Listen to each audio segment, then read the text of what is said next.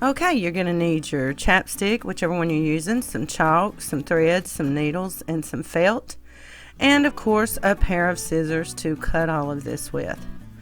So getting started right off, I've folded a piece of the felt over, and I kind of want it to be the same size as the chapstick. It's going to get slightly smaller once we start working on this.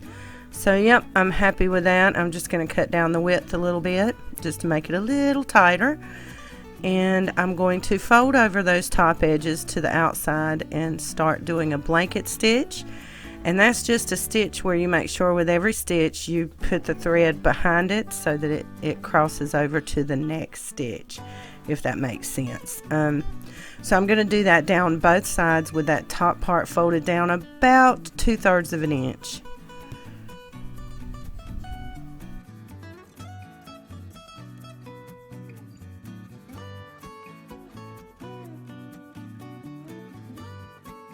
Okay, you just want to be sure that you knot off your finished stitch so that it doesn't come undone.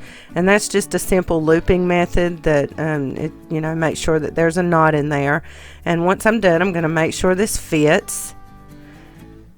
And it does, and I'm happy with it. So now we're going to move on to adding a snap. And what I have here is a piece that I already created. I folded it long ways. It's about 1/2 inch wide, and I stitched all down the sides. It just makes it more durable if you use a doubled up piece. And there's a little snap on there, so I'm going to just leave the chapstick in, and I'm going to sew this on. It makes it easier if you leave the chapstick inside there while you're trying to sew all these extra elements on. So I'm going to do that. And once I'm done with that, what you'll see me do is I will fold it over and mark with chalk where the other half of the snap needs to be, and I'll sew that on.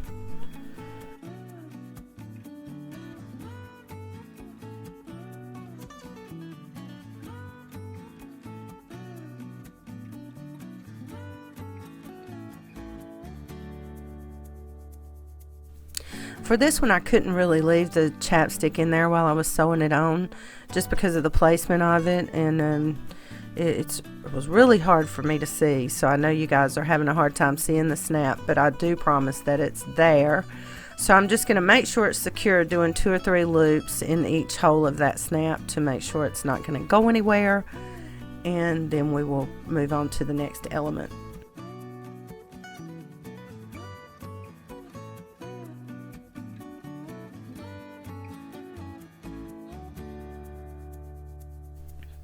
So next I'm just adding a cute little ladybug button to cover up my messy stitches there. There's always a method to my madness, right? So I'm just going to sew that button on there, and then we will move on to the next step.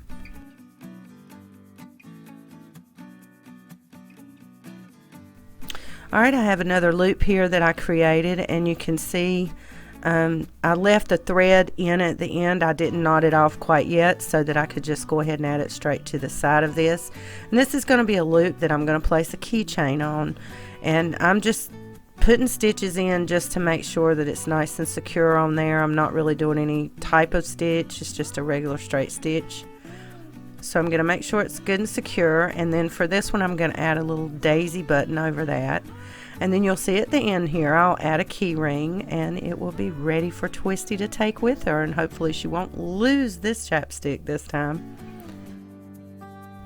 This is a project you could definitely have lots of fun with. Be creative. You could applique little hearts on, felt hearts on there, and give these as Valentine's gifts for friends with little sweet scented chapsticks in them. So there's a lot of potential for this project, and it's great for newbies as well. It kind of gets you used to the sewing elements and how to do things like that. So yeah, this is a very flexible project that you can do. So that's it. Now I just need to add the key ring. I realized it was a little difficult to do, so I decided to do it off camera so that I didn't tear up my project. So there you have it. It's ready to go. I hope y'all enjoyed this little hand sewing tutorial. Peace, y'all. Bye-bye.